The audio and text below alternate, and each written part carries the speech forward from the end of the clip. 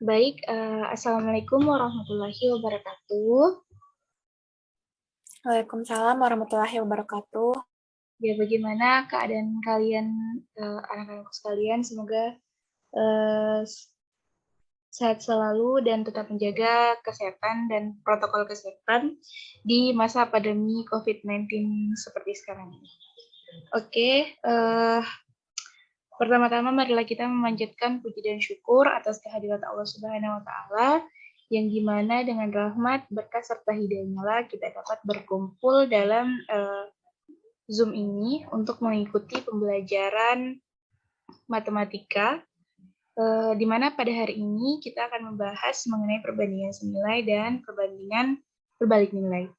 Dan tak lupa pula kita kirimkan salam serta salawat kepada junjungan Nabi besar kita, Nabi Muhammad Sallallahu Alaihi Wasallam. Allahumma salli wa sallim wa barik alaihi. Nah, anak-anakku sekalian, pada hari ini kita akan membahas mengenai perbandingan senilai dan berbalik nilai. Di mana untuk kompetensi dasar pada pertemuan kali ini ada beberapa pertemuan ya ke depannya nanti. Untuk pertemuan kompetensi dasar ini adalah membedakan perbandingan senilai dan berbalik nilai menggunakan tabel data, grafik, dan juga persamaan. Nah, untuk pertemuan pertama kali ini, kita akan, tujuan pembelajaran yang akan kita capai itu ada beberapa. Yang pertama, memahami konsep perbandingan senilai menggunakan tabel data dan grafik. Kemudian yang kedua, menentukan perbandingan senilai dengan menggunakan tabel data dan grafik.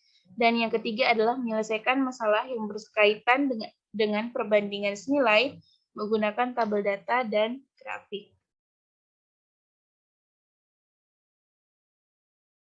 Nah, baik anak-anakku sekalian, kita langsung saja untuk menuju masuk ke dalam materinya. Ibu lakukan share screen.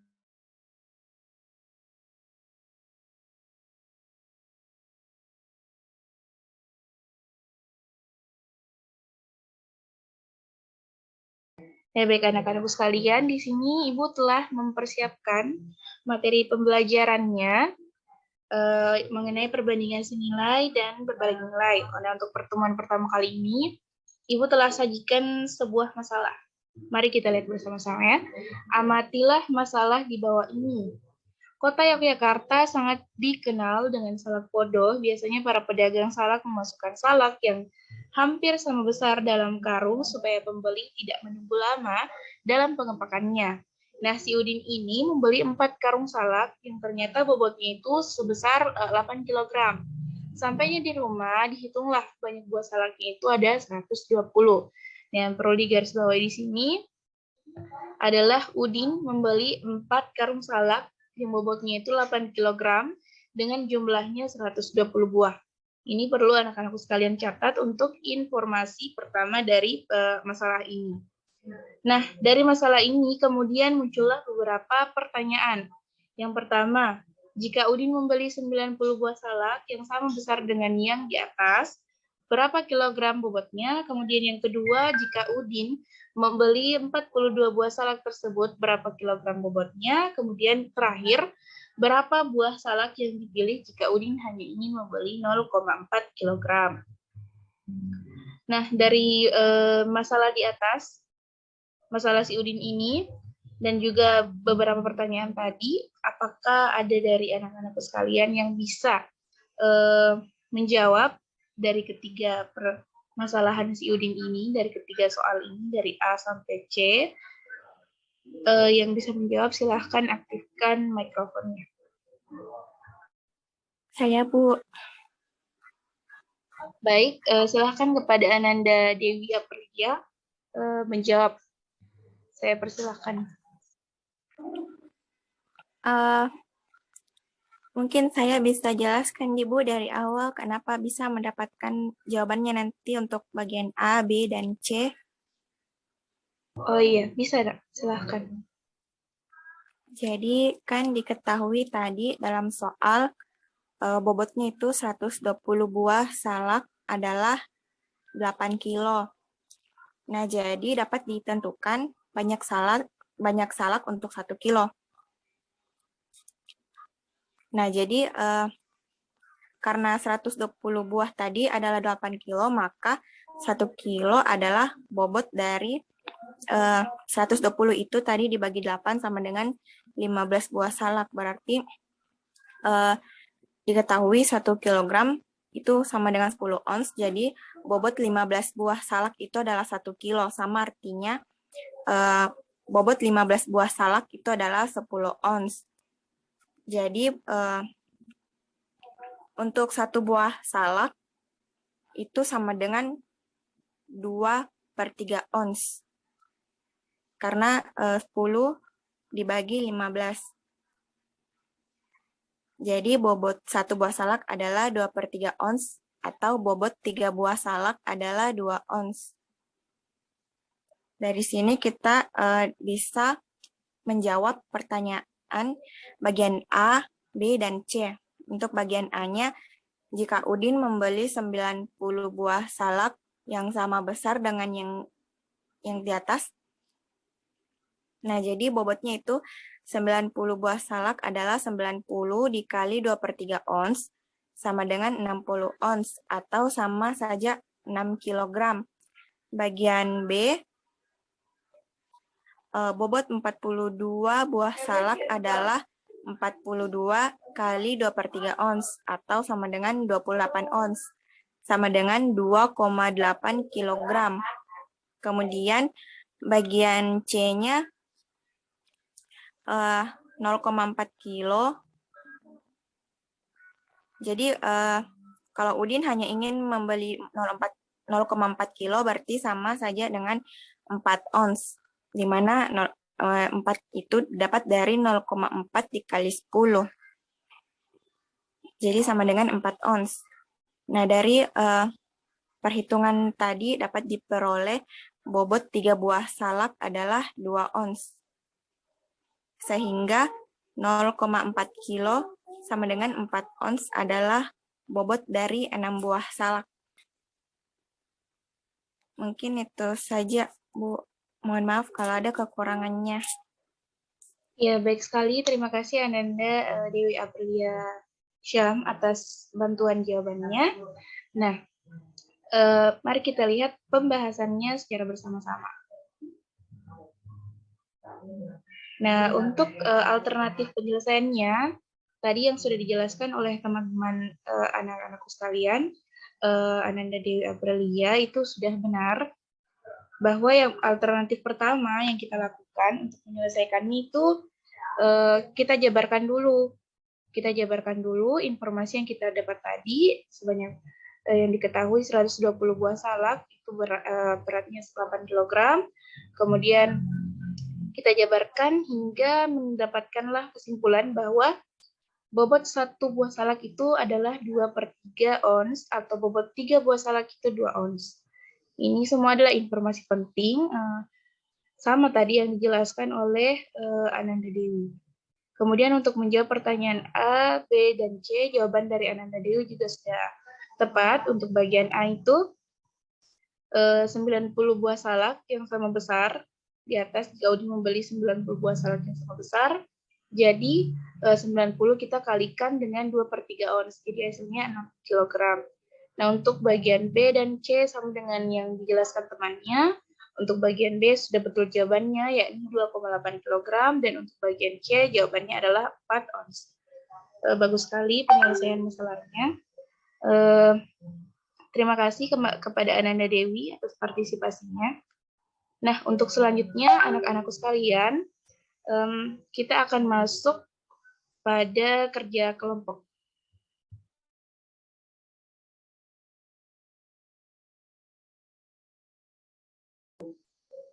Minggu lalu Ibu sudah bagikan kelompok kalian, di mana Ibu sudah menyuruh kalian untuk membuat grupnya itu bisa tempat sharing di aplikasi WhatsApp.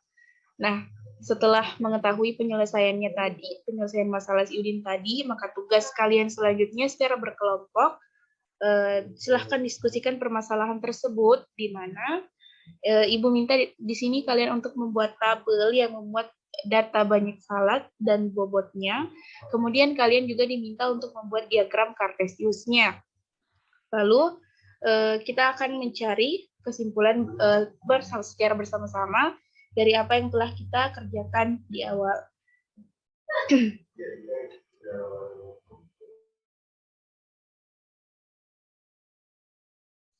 Baik anak-anak sekalian, silahkan diskusikan. Ibu berikan waktu selama beberapa menit untuk mendiskusikan permasalahan tersebut. Jika sudah selesai, ada kelompok yang sudah selesai, silahkan maksud Ibu silahkan aktifkan mikrofonnya dan bisa menjelaskan mengenai tabel yang memuat data banyak salak dan bobotnya, kemudian untuk diagram kartesiusnya juga. Bagi kelompok yang selesai, silahkan kirimkan hasil pekerjaannya di grup WA kita, grup WA kelompok belajar matematika. Nanti Ibu periksa dan kemudian kalian akan mempresentasikan hasil belajar kalian, diskusi kalian bersama kelompok. Silahkan.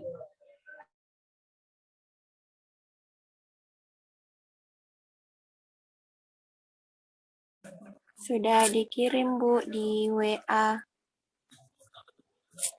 Oh iya, Ibu sudah periksa juga hasil diskusi kalian, ternyata banyak kelompok yang benar. Alhamdulillahirrahmanirrahim. Nah, sekarang Ibu tampilkan di layar kalian. Ya, seperti ini. Tabelnya kurang lebih sama dengan yang kalian kerjakan. Dan untuk diagram kartesiusnya juga sama. Nah, untuk kelompok yang bersedia, yang sudah siap menjelaskan tabel dan juga diagram kartesius ini dari kasus si Udin tadi, silahkan aktifkan mikrofonnya dan silahkan berbicara apa pendapat kalian tentang maksud Ibu bukan pendapat ya, apa yang bisa kalian deskripsikan dari tabel dan diagram kartesius ini. Ada yang bisa? Perwakilan kelompok saja. Saya, Bu. Oh ya, silahkan. Silahkan Ananda dijelaskan tabel dan diagramnya. Mewakili kelompok apa? Kelompok 1, Bu. Oh iya, silahkan. Ya, jadi untuk tabelnya itu tadi sesuai dengan soal sebelumnya. Jadi di kolom pertama itu berat salak dalam bentuk kilo. Jadi ada 8, 6, 2,8, 0,4, dan 0,2. Kemudian di kolom kedua itu banyak buah salak. Ada 120, 90, 42, 6, dan 3. Kemudian kolom ketiga itu pasangan berat dan banyak salak. Jadi dari kolom pertama dan kolom kedua. Jadi 8,120, kemudian 6,90, kemudian 2,8 dan 42, 0,4 dan 6, dan 0,2 dan 3. Nah, jadi pasangannya ini kita gunakan untuk membuat grafik di sampingnya. Jadi setelah itu kita buatkan grafik. Nah, kita buatkan grafik kartesius. Jadi sumbu X-nya itu mewakili banyak salak. Kemudian sumbu Y-nya itu mewakili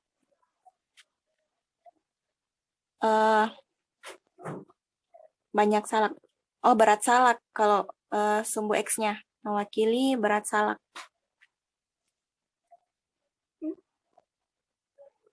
Sesuai tadi dengan kolom terakhir 8,120.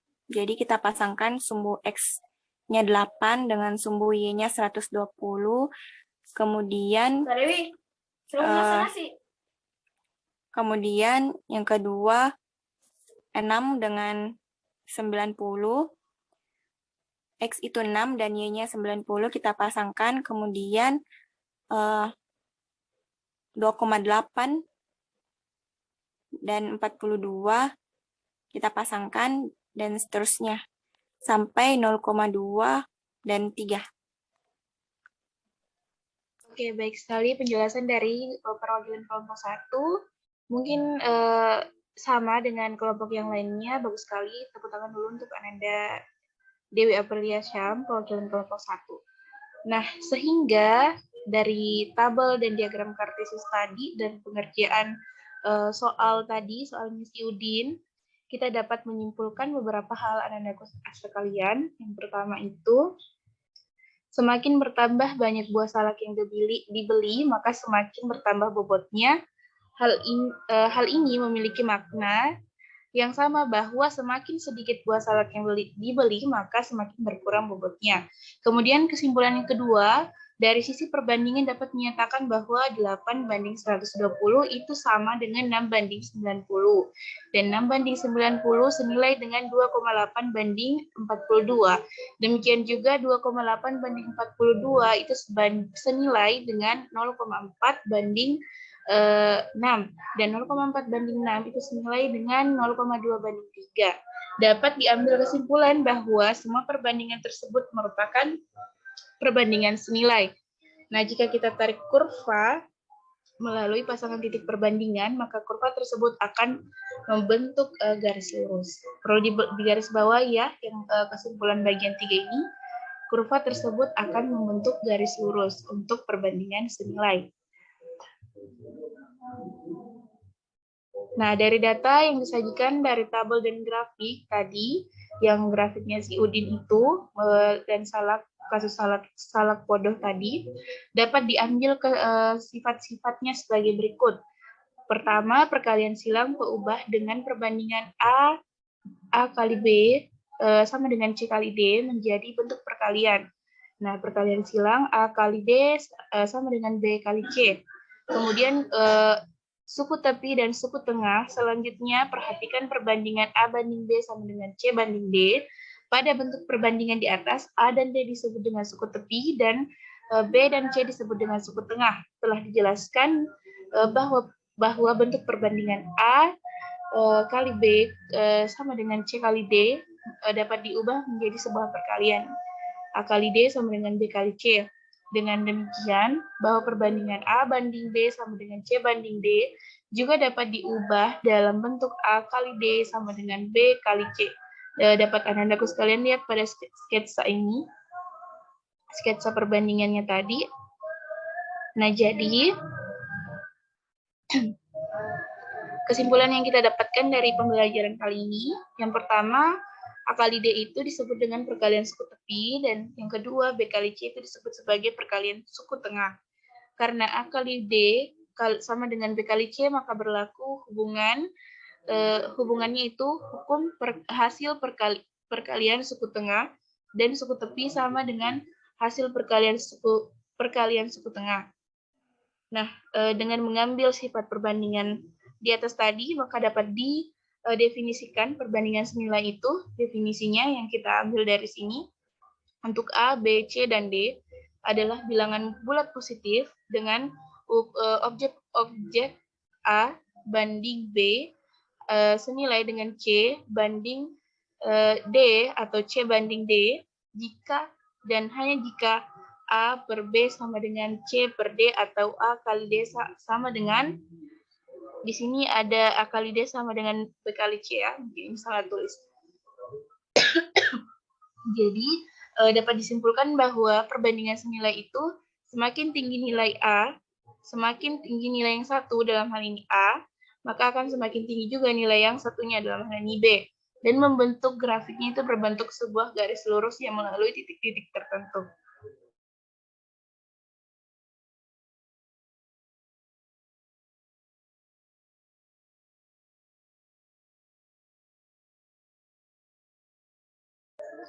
Oke, baik. Itulah kesimpulan pembelajaran kita hari ini, sehingga kita dapat mendapatkan konsep dari perbandingan senilai itu sendiri. Nah, untuk pertemuan selanjutnya, kita akan membahas mengenai masih perbandingan senilai, namun dalam bentuk persamaan. Saya harap anak-anak sekalian rajin mempelajari materinya, Kalau bisa dibaca ulang catatan untuk materi hari ini. Mungkin minggu depan, pertemuan minggu depan, Ibu akan tanyakan lagi. Dan oh ya, jangan lupa jaga kesehatan di tengah pandemi COVID-19 seperti ini. Dan tetap jaga prokes. Terima kasih untuk pertemuan hari ini. Ibu akhiri dengan ucapan wassalamualaikum warahmatullahi wabarakatuh. Terima kasih atas partisipasinya. Waalaikumsalam. Terima kasih, Bu.